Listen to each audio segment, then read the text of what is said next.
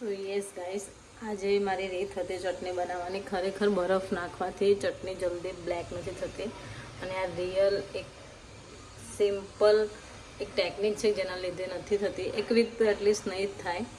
તમે please try કરજો, બનાવીને પછી થોડી ચાખી પણ લેજો. બહુ જ ફાઇન બની છે. જે સાંજે પાણીપુરીનો પ્રોગ્રામ છે, હું શેર કરીશ રેસીપી એ પણ.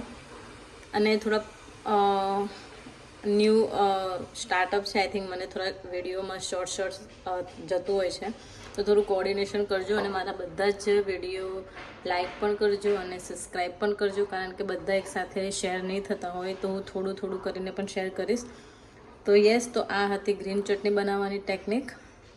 અને આ રીતે એકવાર તમે બનાવી જોજો, ખરેખર બહુ ફાઇન બને છે. અને ટ્રાય કરો. બરફ એટલીસ્ટ જેટલો નખાય એટલો નાખો, 4-5 ક્યુબ તો એટલીસ્ટ નાખો જ. બહુ જ ફાઇન બને છે. પ્લીઝ બનાવો અને ખાઓ, બહુ મજા આવશે. Bye bye.